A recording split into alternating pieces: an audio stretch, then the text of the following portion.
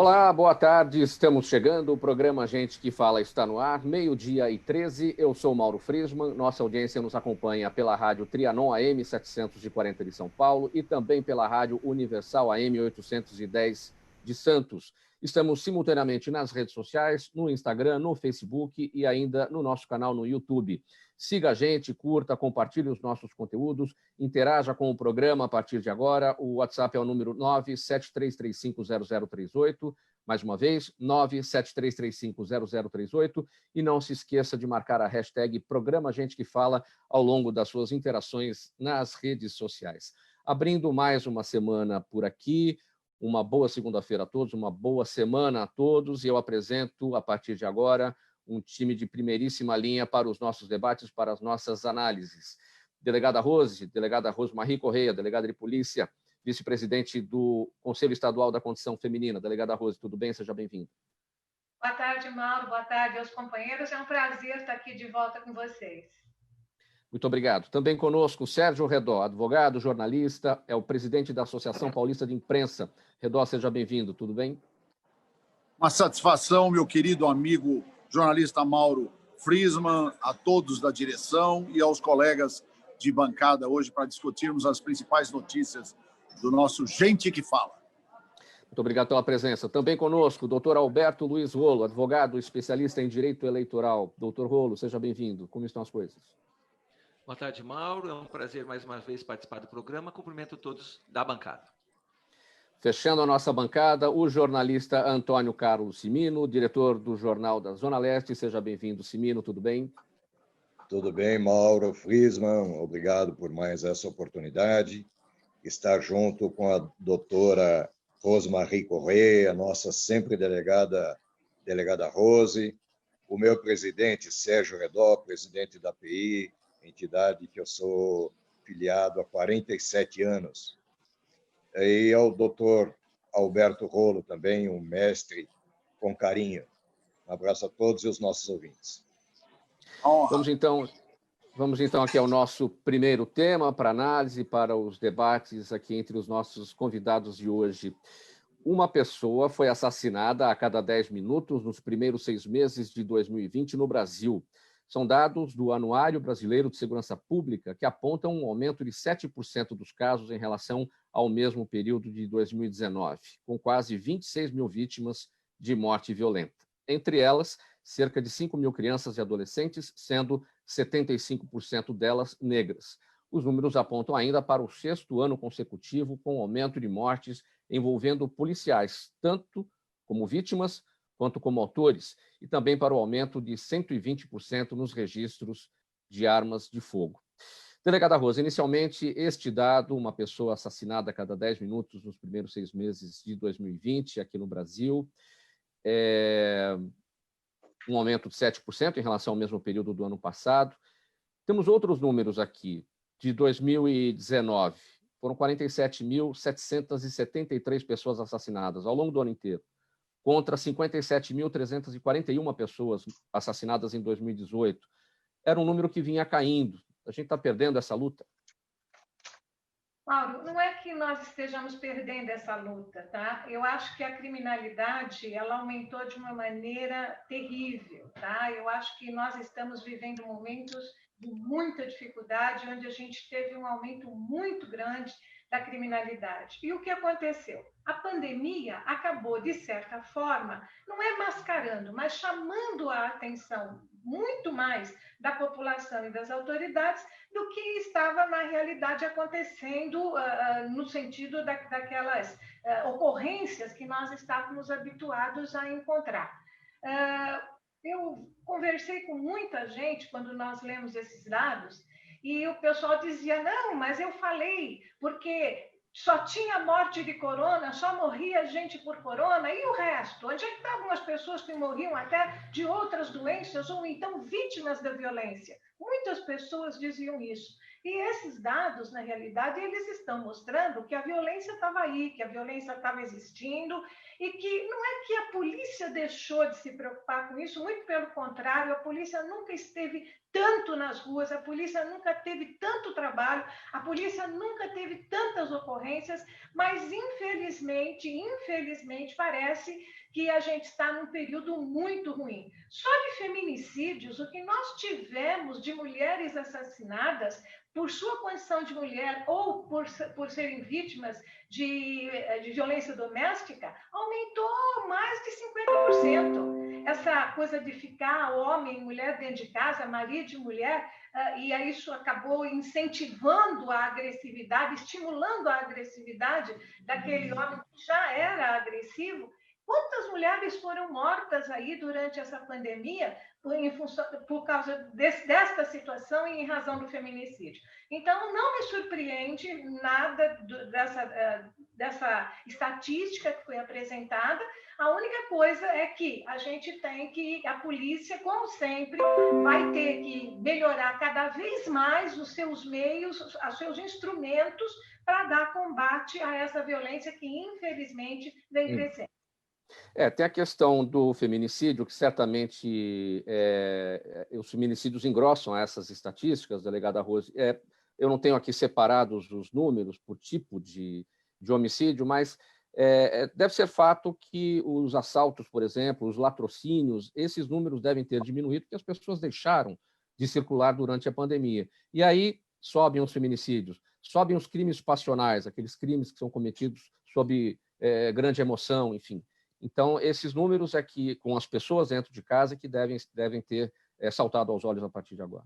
Muitos assassinatos também, Mauro, independente de feminicídio, muitos homicídios, se você olhar, os homicídios também aumentaram. As pessoas estão com o seu autocontrole tão curto, né? Tão curto, que qualquer coisa é motivo para você agredir, para você matar, para você ter uma atitude mais violenta. Então, essa pandemia, além de tudo que ela já nos trouxe, ela trouxe também esse momento de descontrole emocional das pessoas, que acabam fazendo esse descontrole, faz com que estas situações de violência aconteçam mais. Os homicídios estão aí numa prova completa disso aí, né? E a polícia sofrendo bastante, foram 172 policiais assassinados, 62 em serviço e 110 fora de serviço. A instituição polícia como um todo, civil e militar, deve se debruçar sobre esses dados aí para também traçar estratégias. Sem dúvida nenhuma. Eu acredito que eles já estejam fazendo isso. A gente tem muito contato com a Polícia Civil, com a Polícia Militar, principalmente com os setores de inteligência dessas polícias, que estão vendo o que está acontecendo e estão procurando, com certeza, se aperfeiçoar cada vez mais para evitar que situações como essas aconteçam. Redó, sua observação sobre esses dados. A cada 10 minutos, nos primeiros meses de 2020, uma pessoa foi assassinada no Brasil. Então, querido Mauro e nossos telespectadores e ouvintes, o que eu sinto é o seguinte: depois de falar sobre a opinião da nossa ilustre convidada também, a doutora delegada Rose, é complicado, porque ela conhece profundamente todo esse assunto. Mas eu tenho algumas coisas para falar rapidamente aqui, Mauro. A primeira, a questão do lockdown que foi feito, ele é hoje a consequência, a sequela de todas essas razões que a professora Rose disse, que as pessoas hoje, por qualquer coisa, se exaltam, perdem a sua paciência. Por quê? Porque, na verdade, mudaram de uma hora para outra o rumo liberal de uma sociedade. Não é? Mas é por causa do Covid. Veja, na Holanda, na Dinamarca, na Finlândia, na Noruega, na Suécia, todos esses países, nenhum deles praticou o lockdown. Tá certo? Quer dizer, óbvio, o que eu acho? Haveria, sim, necessidade de fazer um tratamento especial sobre essa questão, de fazer com que os mais velhos, os idosos, os doentes, enfim, as pessoas que têm doenças crônicas e tal, fossem realmente isolados. Mas acontece o seguinte, não foram. E um motivo maior desses assassinatos, óbvio, inclusive, ele tem uma origem da família, por incrível que pareça. Não é? Quer dizer, muitos dos bandidos, porque assim, a pessoa é bandida. A partir do momento um delinquente ele não deixa de ser delinquente porque ele está dentro de casa, ao lado da mãe, da mulher, do filho e tal, até porque ele mora numa casa, num barraco, numa comunidade, ou, tá certo? Num local difícil. E aí é onde acontece pior as situações, né? Você vê o caso dos homicídios e também dos suicídios. Aumentaram vertiginosamente. Então, tudo isso tem uma correlação. Na verdade, penso que esse número é estratosférico, é preocupante e mais. E já encerrando, Mauro, uma coisa que eu queria deixar aqui para a reflexão dos jornalistas, que tanto falaram sobre a questão do lockdown, da necessidade de paralisar tudo, de todo mundo ficar em casa. Veja só, hoje nós temos uma situação extremamente desesperadora. Por quê? Porque não tenha dúvida que o bolso e a barriga são grandes medidores de consequências. A partir do momento que a pessoa passa a ter fome e passa a não ter mais dinheiro, ela não tem outro recurso, senão, desculpa, mas a verdade é assaltar. E o que é pior, o mais grave ainda, o cidadão de bem está desarmado e os criminosos todos fortemente armados. Quer dizer, nós precisamos reverter tudo isso. Infelizmente, as nossas autoridades constituídas não estão pensando nisso e precisam passar rigorosamente pensar sobre sem radicalismo, mas que haja realmente uma temperança aí de bom senso para fazer com que pessoas de bem parem de morrer, tá certo? E realmente seja regulada essa situação na medida em que a sociedade fique mais segura nesse sentido. Simino, sua observação sobre essas mortes, uma a cada 10 minutos nos 6 primeiros meses de 2020 aqui no Brasil? A doutora Rose, a delegada Rose, foi muito feliz na observação, assim como o Redó. As pessoas que trabalhavam separadamente, a mulher trabalhava num local, o marido no outro, e se viam somente à noite, e aí iam conversar sobre alguma coisa de família. A mulher normalmente ainda tinha o segundo turno, lavar louça, limpar a casa, e pouco tinham de convivência. Na pandemia, começaram a ficar juntos 24 horas. E natural, um começou a observar melhor os defeitos um do outro. E, claro, que com isso criou-se um clima de animosidade muito intensa. E uma palavra mal dada, uma situação vai levando a outra, e aí os homicídios domiciliar. Os homicídios e latrocínios envolvendo, ou inclusive os policiais em São Paulo estão muito mal treinados, com uma arma bem pequena, próximo da criminalidade. A criminalidade hoje é com fuzil, é bazuca, é todo tipo de arma que derruba helicóptero. Vai o policial nosso com um 45, mesmo com uma bereta .40, não faz frente à criminalidade. E isso é que precisa ser revisto. A qualidade dos nossos policiais que enfrentam a criminalidade, o salário deles, que vai enfrentar uma criminalidade recebendo R$ 2.500 por mês, e como é que ele não... É uma linha muito tênue para ele estar junto à criminalidade, dele pular para o outro lado. Então, isso é que precisa... Nós temos policiais muito dignos, tanto na Polícia Civil quanto na Polícia Militar, mas alguns, infelizmente, transgridem. E aí, ao confronto com os marginais, com uma arma muito de menor qualidade, há o governo de se preocupar com isso. E a tendência, neste momento de pandemia, seria natural que o crime crescesse, tanto domiciliar quanto da bandidagem. Doutor Alberto Luiz Rolo, sua observação sobre esse tema? Mauro, dependendo da ótica, é mais fácil ou mais difícil falar para o por último, não é? Então, é óbvio que eu concordo com todo mundo, mas eu quero jogar um pouquinho de luz num outro ponto, um pouquinho um gancho do que o Cimino falou. O problema da segurança pública já é um problema crônico no Brasil. A delegada Rosa, inclusive, tentou fazer isso no próprio Poder Legislativo, né? Mudar por dentro, mudar normas jurídicas naquilo que era de competência do Estado. Quer dizer, a gente tenta trabalhar em todos os sentidos, mas eu noto que ainda tem uma falha grande, e que eu acho que é de competência da União, do governo federal e dos governos estaduais também, e é o que o Cimino está falando, o problema de armas, de armamento. A bandidagem tem acesso a uma qualidade de armas que a nossa polícia não tem, que a nossa estrutura de segurança não tem. Eu fiquei assustado nesses últimos dias, uma operação no Rio de Janeiro, que mostrou as armas que estavam sendo utilizadas lá. São armas de guerra, são armas que são usadas em conflito, para que sejam usadas, né, são trazidas para serem usadas aqui no Brasil. Então, independentemente da pandemia ter reforçado esses índices, com certeza, e como o Redó falou, as pessoas têm necessidade e aí não tem muito o que fugir, o que fazer, apelam para a violência, mas independentemente disso, é um problema crônico.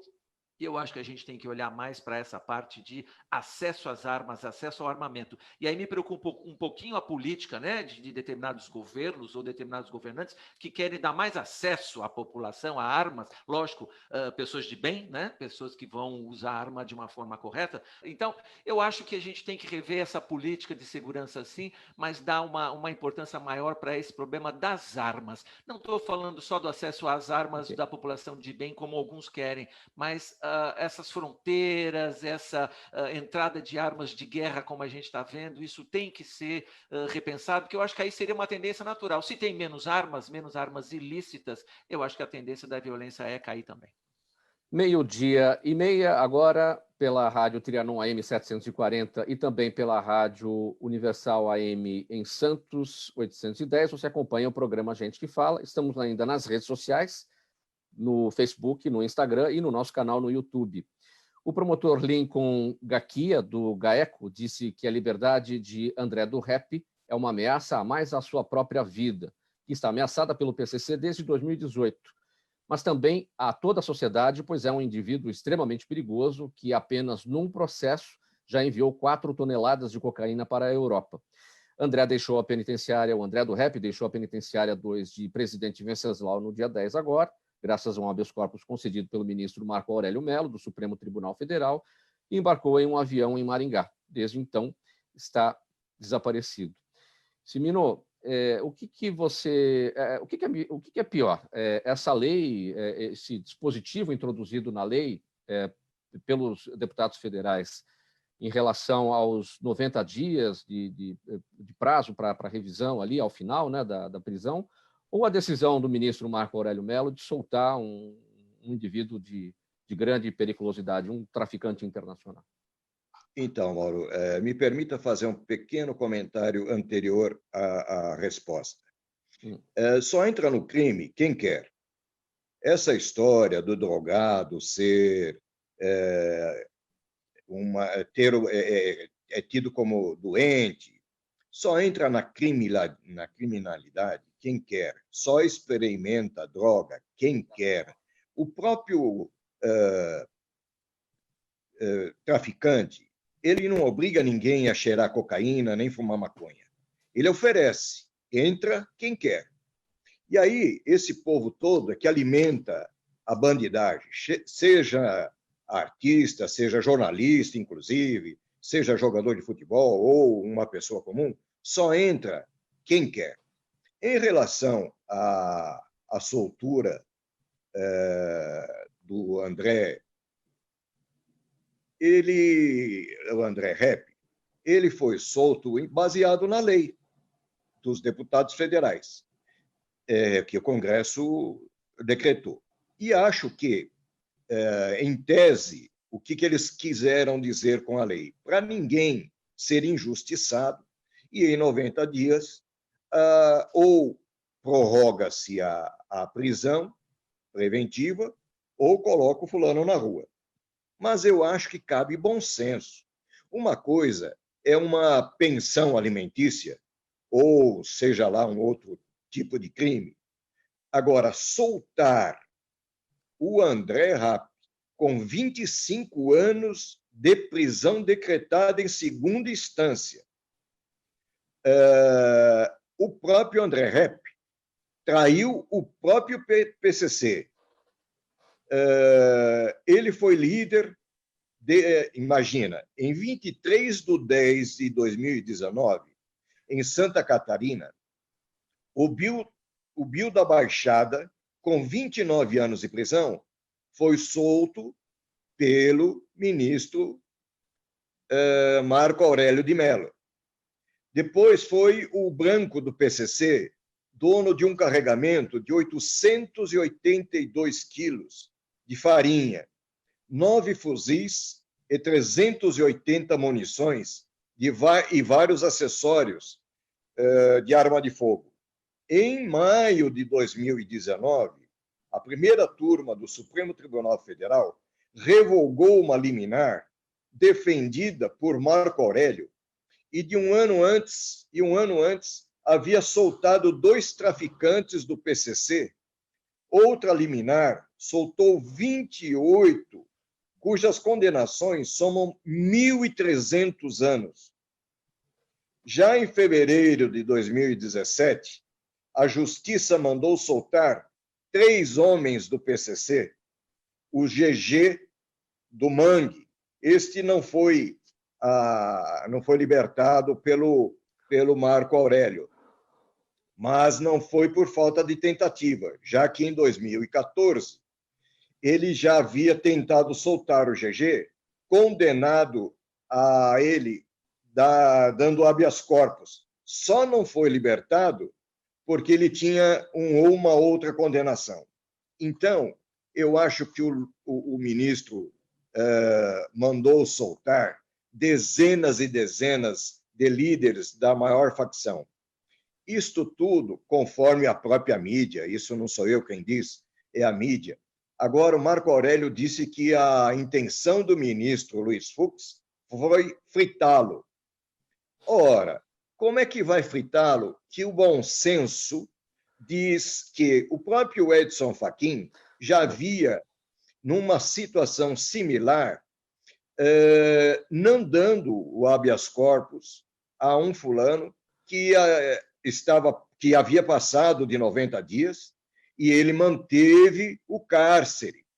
Então, como é que um ministro, o mais antigo da corte, onde irá se aposentar o ano que vem, com a experiência que tem, soltar um bandido do calibre de André Rep?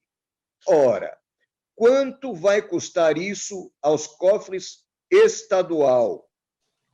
Diz o Dória que será em torno de 2 milhões a cada 120 dias. Fora o prejuízo financeiro que o Estado terá, agora fora a tentativa de captura do André, quantas mortes poderão acontecer nesse embate? Quantas pessoas poderão sofrer com com possíveis tiroteios? Ou ele vai se entregar de uma maneira pacífica? Aonde ele está hoje, que foi uma inconsequência do ministro Marco Aurélio de Mello, não tenha dúvidas. Até recebi ontem do nosso companheiro e jornalista Afanásio Jazade uma gravação onde também está na internet, está nas mídias sociais, uma gravação que o chama de Narco Aurélio, não de Marco Aurélio.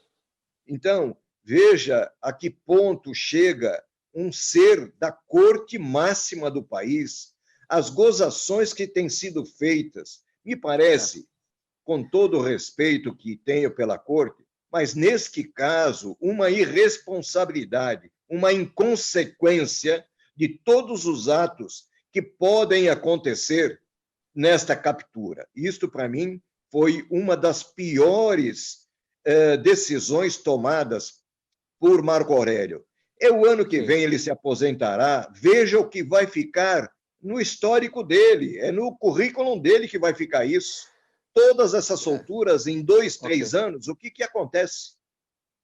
Delegada Rose, o Cimino tocou no ponto aí da questão do bom senso.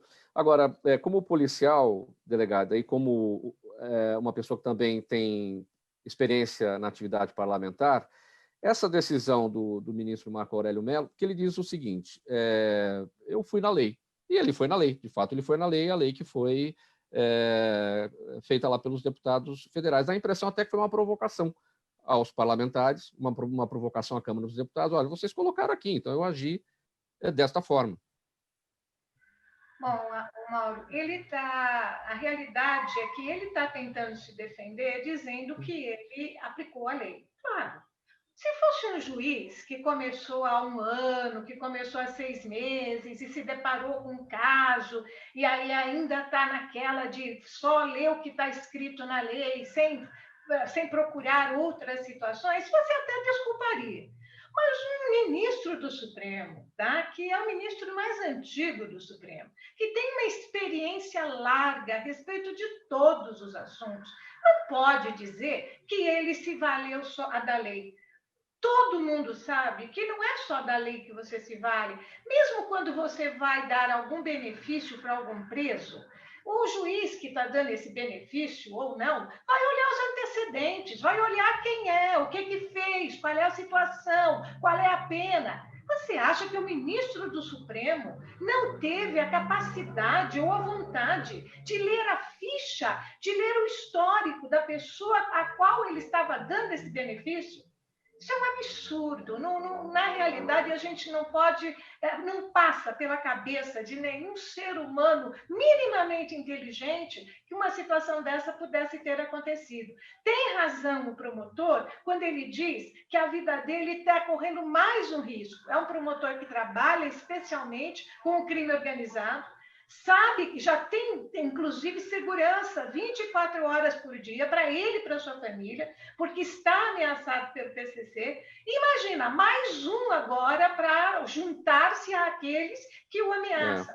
E pior não é isso, foram 5 anos de trabalho das polícias para prender esse moço. 5 anos de dinheiro gasto para procurá-lo, para poder prendê-lo. Prende! E agora, simplesmente com uma canetada do Marco Aurélio, ele vai embora. Mais para cá. Essa é a verdade. Eu falei de uma possível provocação do Marco Aurélio Mello em relação aos deputados federais, porque se a prisão em segunda instância não tivesse caído, nada disso estaria acontecendo. E ficou para o Congresso definir essa questão quando o Supremo derrubou.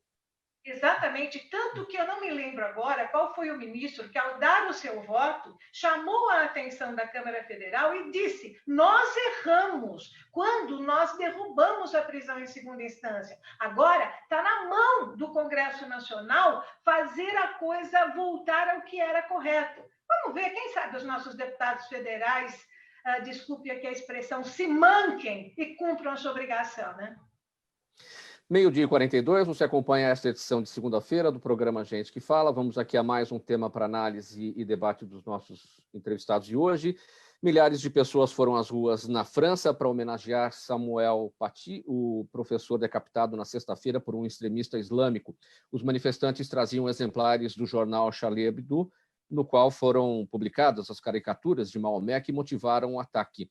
Na semana passada, em uma aula sobre a liberdade de expressão, o professor mostrou uma publicação aos alunos e a iniciativa gerou revolta em alguns pais e a reação culminou no ataque cometido por volta das 5 horas da tarde, horário local, lá na França, no meio de uma das mais movimentadas ruas de Paris. Redó, avaliação sua vamos fazer uma comparação aqui com o nosso trabalho jornalístico do dia a dia. A gente sempre preocupado com essa questão da liberdade de expressão, estamos sempre pisando em ovos para a gente não correr nenhum tipo de risco. Que analogia, que comparação a gente pode fazer em relação ao trabalho do professor em sala de aula, para que não corra o risco também de ter a sua liberdade de expressão contestada a ponto de acontecer o que aconteceu com o professor? Redó? Em primeiro lugar, é lamentável, não é? A forma com que tudo isso aconteceu. Eu acho que, sem sombra de dúvida, né, os extremismos, né, o extremo, né, tanto o extremo islâmico como o extremismo do aspecto, né, da tolerância das pessoas, mas eu disse a você que, na verdade, me permita fazer um paralelo. Você veja o caso do nosso inquérito do fim do mundo, aberto pelo Supremo Tribunal Federal, quando, na verdade, coibiu, não é, blogueiros, tuiteiros, enfim, e as pessoas que têm redes sociais, aliás, muito conhecidos, né, nossos colegas, inclusive jornalistas, um deles o Oswaldo Eustáquio e tantos outros, deputado aqui, enfim, e foram todos presos, né, no meu modo de entender, ilegalmente, pelo fato de estarem ofendendo o Supremo Tribunal Federal. Então, era o caso, com todo respeito, de agora, nesse instante, todos nós sermos presos, porque nós estamos, na verdade, tecendo, não é, o nosso comentário, a nossa opinião sobre a forma com que o ministro Marco Aurélio Mello se manifestou num processo e outra, trazendo prejuízo enorme para a sociedade brasileira, que já sofre profundamente com a questão da insegurança. Não é? Tudo bem que o André está lá do outro lado do mundo, né? Deve estar, todo mundo diz que ele está no Paraguai ou na Bolívia, mas eu acho que ele já deve ter ido para locais muito mais distantes. Até porque ele é um traficante dos moldes daquele que também, do mesmo time dele, que foi pego em Ilhabela, que agora está preso nos Estados Unidos, ele é do mesmo nível, quer dizer, do mesmo padrão em questão até de riqueza, de poderio, não é? Um homem muito rico. E, na verdade, com toda essa situação, nós passamos, né, a termos uma análise extremamente complexa. Primeiro, porque, no caso específico dos jornalistas, tem que sempre estar, sabe, no fio da navalha, não é? E temeroso em função do que pode acontecer. Eu, particularmente, acho o seguinte, sobre a questão do jornal Charles Abdou, ele é um jornal caracteristicamente da sua estrutura, o mote dele é sempre a charge, não é? Já fizeram charge com Jesus Cristo e agora fizeram com Maomé há 2 anos atrás, onde, inclusive, os islâmicos, né, os radicais, entraram lá de metralhadora e mataram parte da redação, não é? Houve, inclusive, uma comoção mundial em razão dessa atitude. E, de repente, esse professor, com todo o respeito que a gente deve, principalmente ao professor, e que agora, né, a semana passada, comemoramos o Dia do Professor, e, no fundo, eu tenho certeza que o objetivo dele foi falar sobre a liberdade de expressão e também demonstrando especificamente a questão do jornal Charles Abdou com a notícia, não é, de capa sobre Maomé, que é um líder, não é, muçulmano religioso do mais alto conceito de todos os muçulmanos, e que eles se sentiram ofendidos, não é? E esse professor, às 17 horas, acabou sendo executado. E de forma, inclusive, extremamente brutal, não é? Foi decapitado. Quer dizer, algo da Idade Média. Então, veja que, no fundo, todos esses processos de radicalismo, eles acabam encaminhando nessa direção. E eu, particularmente, óbvio, reputo que esse tipo de atitude é totalmente deplorável, não pode acontecer, mas há também, com todo respeito, foi aquilo que eu lhe disse antes a você, a nossa querida Zenilda, antes de começarmos, o Fausto Camões e o doutor Alberto Rolo, de que, na verdade, há uma necessidade de ter um critério de bom senso. Quer dizer, toda e qualquer sátira tem que ter, sabe? Redó, mas isso vai ficar chato, a gente vai ficar toda hora... Sim, mas eu penso o seguinte, quer dizer, você fazer uma ilação, não é, sobre um líder da altura, da envergadura de Maomé, de Jesus Cristo, de Moisés, de Davi, quer dizer, tem que ter um pouco, porque são milhões de pessoas que seguem, são milhões de pessoas que acreditam, e cada um dentro da sua motivação de fé. Justifica matar em hipótese alguma, mas, por outro lado, também, toda e qualquer ofensa acaba virando esse tipo de situação que levou a vida do professor e, quem sabe, até de forma desumana.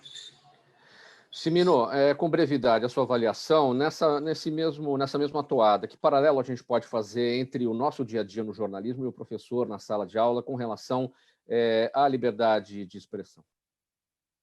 Bom, eu compartilho da seguinte sugestão: liberdade de imprensa sempre, sem ofensas, sem nas charges. Tomar muito cuidado, como disse o Redó, porque são pessoas, no caso do professor, de comparar alguma coisa de Maomé, são pessoas intocáveis, como o Buda, que tem um segmento, uma milhar de seguidores, Jesus Cristo, os santos, Nossa Senhora Aparecida, são intocáveis no meu modo de entender. Não se pode brincar com coisa séria. Tem tantas outras formas de brincadeiras, de charges, que não pode... É a mesma coisa o que aconteceu recentemente aí, o Jesus Cristo como gay. Um absurdo isso. Nós temos que ter respeito a quem tem os suas crenças, as suas devoções. Então, eu, claro, não compartilho com a brutalidade com que o professor foi assassinado. Foi um ato não é humano isso. Fazer o que aconteceu não justifica, né?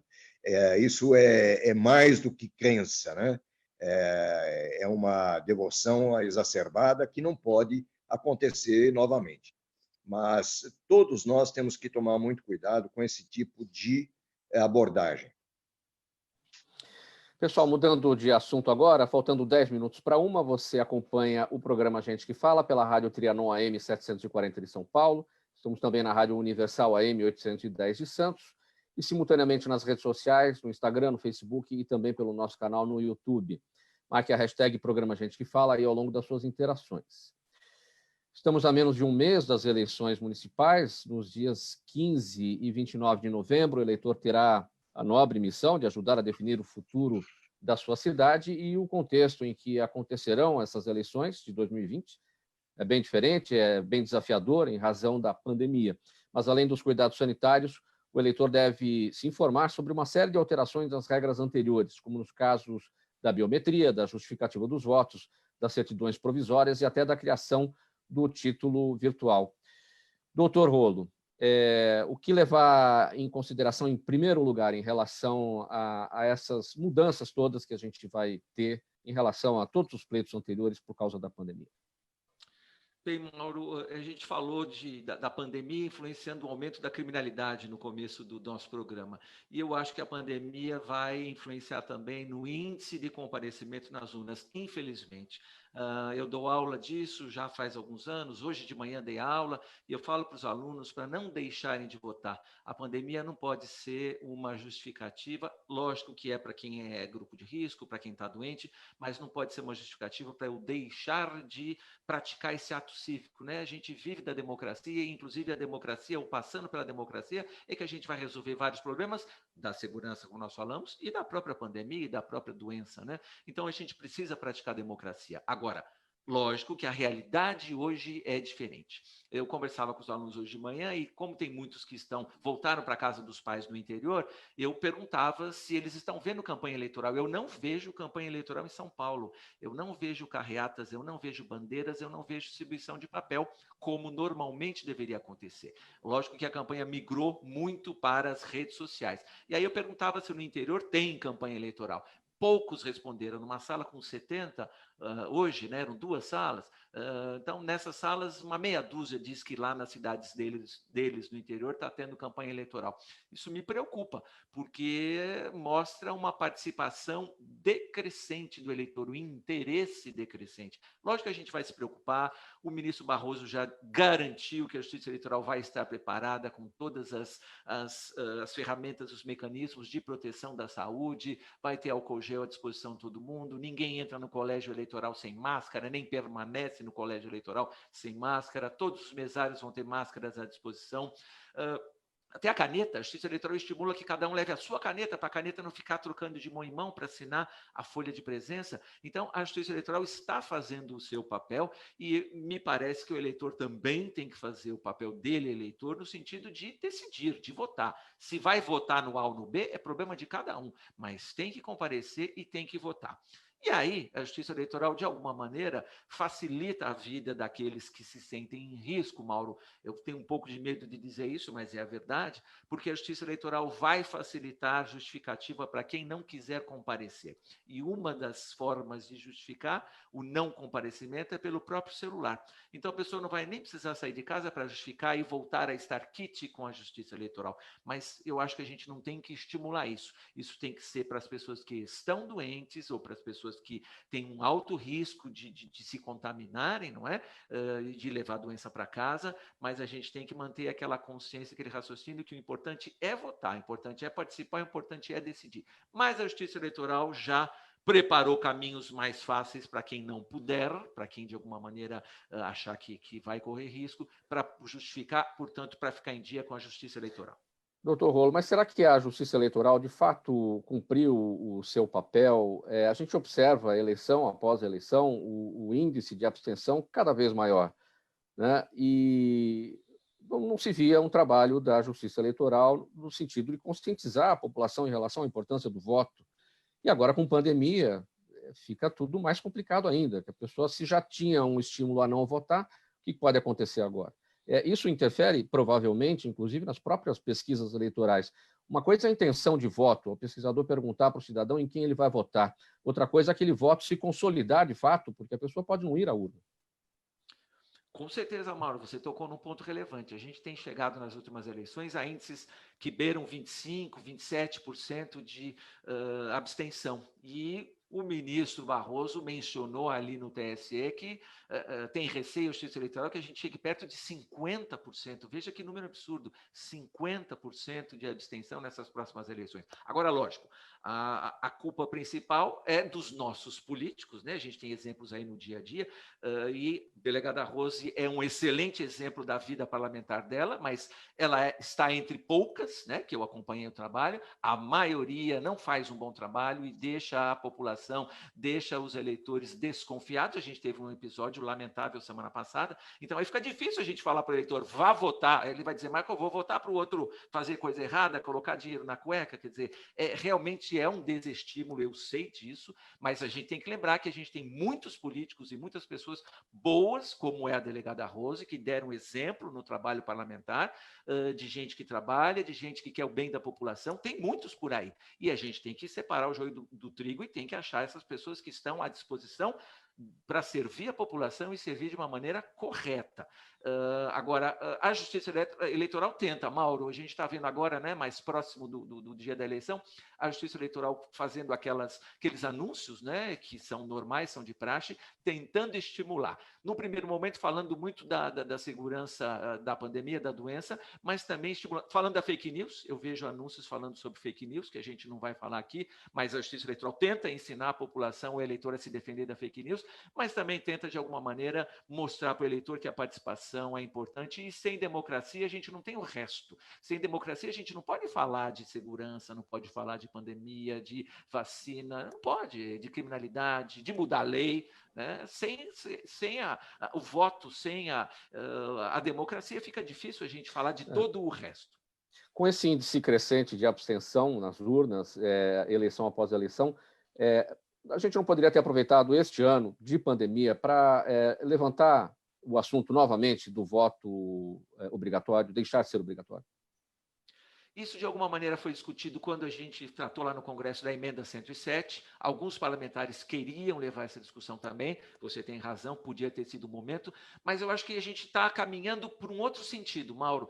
O TSE, este mês de outubro, abriu uma concorrência internacional para empresas virem aqui para o Brasil e, de alguma maneira, né, aprimorarem, né, uma forma de votação pelo celular.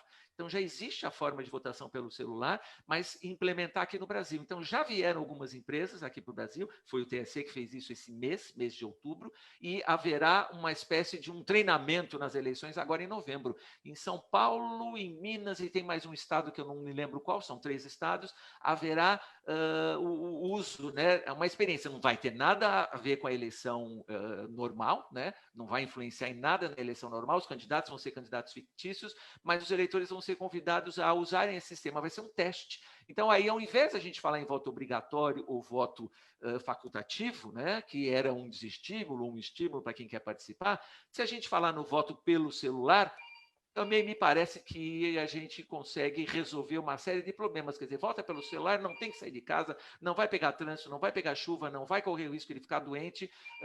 E aí a gente, quem sabe, consegue ir para o lado de lá, mantendo a obrigatoriedade, mas facilitando a participação. Mauro. E quais as orientações gerais, doutor Rolo, para o eleitor dentro da sessão eleitoral na hora do voto? Muito tem se falado, né, como o senhor destacou agora, a questão de levar a própria caneta para evitar contaminação. Chama atenção o fato de esse ano não vai ter a biometria.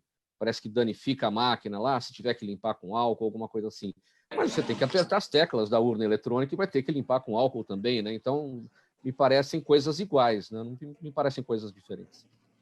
O problema da biometria maior, Mauro, e o ministro Barroso falou isso também, é a demora, porque às vezes a máquina lá empaca na hora de ler a biometria, às vezes não lê um dedo, vai ler o segundo, vai ler o terceiro e acaba demorando. E a demora acaba causando aglomeração. Então é por isso que o TSE preferiu não usar a biometria neste ano. Agora, para aqueles que falam mal da urna eletrônica, que dizem que foram roubados, alguns até que ganharam a eleição, mas foram roubados, a gente tem que lembrar que a urna eletrônica, ou o sistema eleitoral brasileiro, tem mais de 30 itens de segurança, 30. A biometria é um deles, importante, e vai ser acrescentado no momento que possa ser, não é tal? Era para ser já, mas não vai dar, mas é um entre 30 itens de segurança. Então, ninguém use esse não uso da biometria nesse ano 2020 para dizer que a urna eletrônica é fraudável, é passível de qualquer tipo de manipulação. Não é.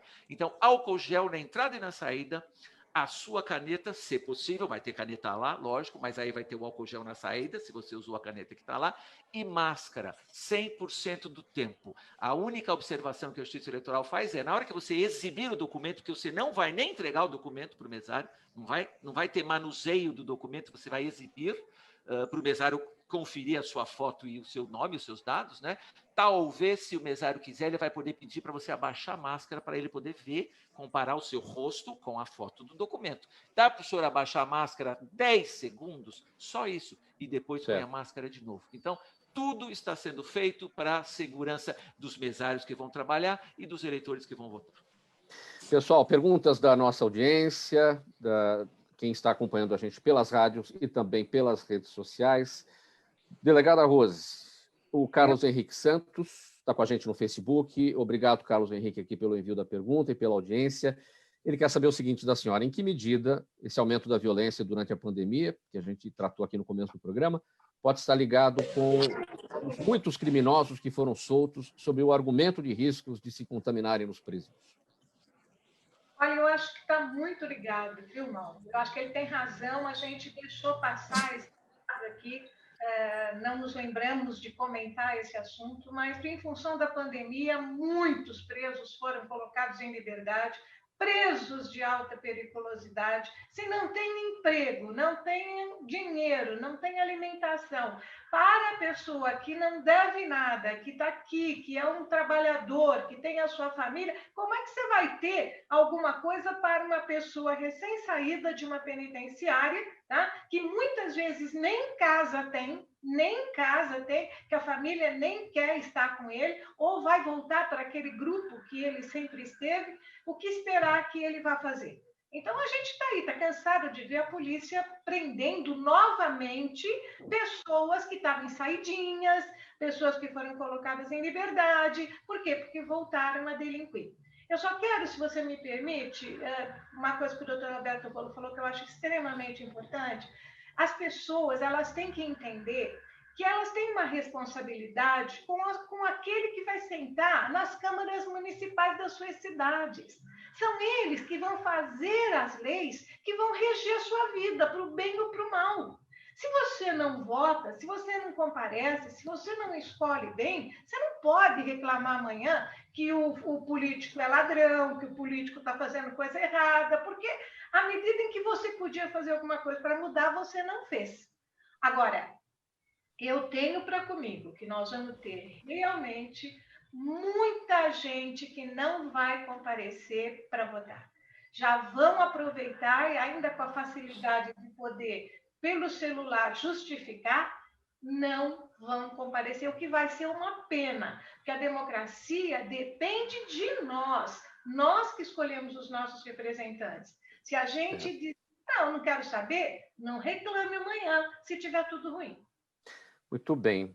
A senhora destacou que a gente tinha batido por esse ponto da questão da violência que poderia estar relacionada com os criminosos que foram soltos por conta do risco da contaminação do coronavírus na prisão, mas o Carlos Henrique Santos, atento a esse ponto, já foi em cima e fez essa pergunta muito importante. Mauro, Carlos Henrique, muito obrigado. Você me permite, rapidamente, rápido, aproveitar a presença do Dr. Alberto Rolo e a sua capacidade e a sua expertise sobre a questão da urna eletrônica. Ele acha que é conveniente, num momento oportuno, que haja também o voto impresso junto com a urna eletrônica? Eu gostaria de saber a opinião dele. É possível? Falo rapidamente. Redó, posso, sim. Mauro? Um minuto. Pode? Rapidamente. Claro. A gente discutiu isso muito lá na Comissão de Direito Eleitoral da OAB, são todos operadores do direito eleitoral, não é? E chegamos à conclusão de que uma porcentagem é válida, Redó. A Justiça Eleitoral diz que não precisa, que a urna é 100% segura, não precisa. Mas para tirar a dúvida daqueles que ainda têm um pouquinho de pé atrás, imprimir 1%, 2%, não tudo. Tudo é um exagero e aí o STF vai lá e diz que é incondicional. Imprime 1%, faz uma amostragem e aí ninguém mais vai ter dúvida. Perfeito. Muito obrigado, viu, Rolo? Doutor Rolo, já que o senhor está com a palavra, eu vou aqui com a pergunta do Jorge Viana, que acompanha a nossa transmissão pelo YouTube. Ele quer saber o seguinte, ele diz, os inúmeros outdoors espalhados pelas estradas, de produtores, amigos e seguidores, todos agradecendo o presidente Bolsonaro por alguma coisa, e com fotos dele, se isso pode ser considerado propaganda eleitoral antecipada. Então, vamos lá. A lei eleitoral agora proíbe propaganda por outdoor. Então, propaganda eleitoral com o nome e com o número do candidato não pode mais outdoor.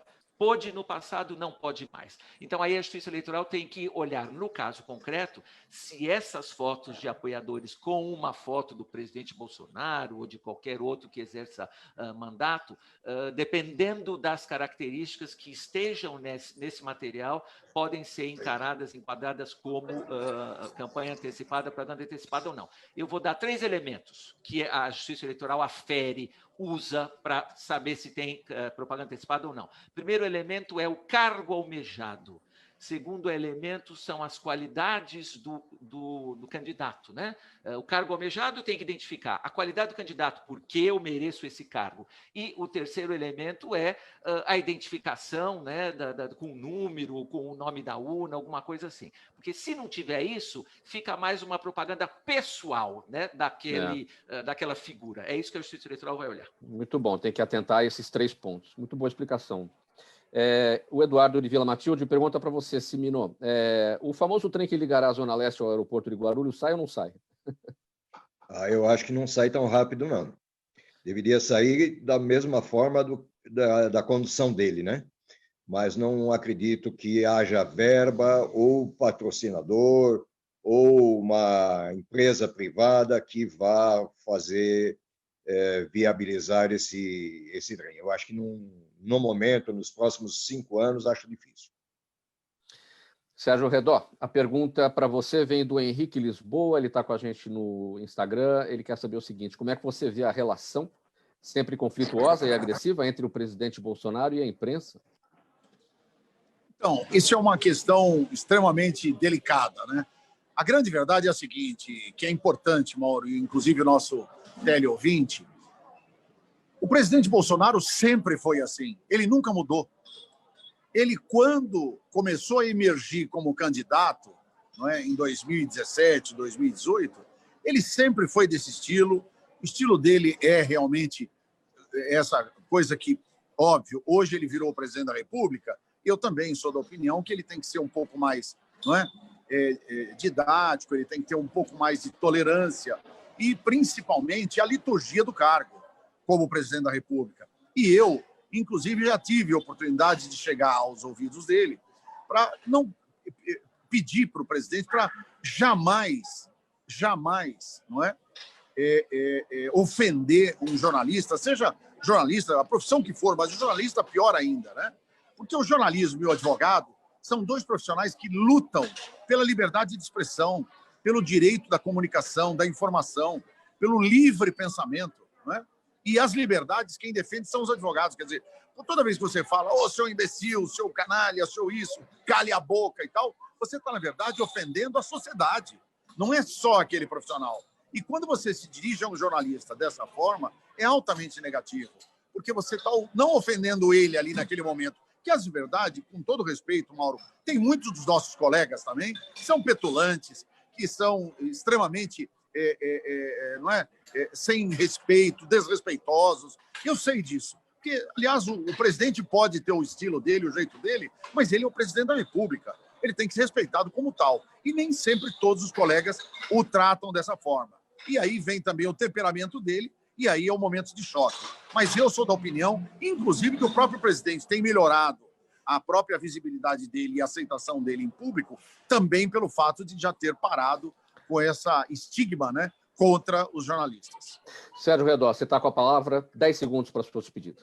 Eu passo por Olha, foi um prazer. Eu quero até aproveitar agora, o doutor Alberto Rolo, trabalha aí, ele que é um exímio advogado, com ele, meu querido amigo, o Guilherme, que é um jovem advogado brilhante, né? E a Maduti, que é eu quero que ele transmita meus cumprimentos a ele, quero cumprimentar todos, né? Meu ilustre amigo, que vai ser nosso futuro, se Deus assim permitir, se ele também aceitar, o meu querido empresário, jornalista, Antônio Carlos Cimino, vai ser vice-presidente da nossa Associação Paulista de Imprensa. Quero cumprimentar também a Zenilda Salvato, a querida delegada Rose, com a propriedade que sempre eu teve, e uma mulher destinada à vida pública, a você, Mauro, e ao meu ilustre amigo Fausto Camunha, por conduzir com tanto brilhantismo, com toda essa equipe, o Gente que Fala, que dá orgulho e que hoje, até hoje é a voz da sociedade no rádio e na televisão e nas redes sociais. Muito obrigado pela participação. Sérgio Redó, muito obrigado pela participação e pelas palavras. Delegada Rosmarie Corrêa, sua despedida. Foi muito bom estar aqui com vocês de novo, Mauro. Meu abraço para a Zenilda, para o Fausto.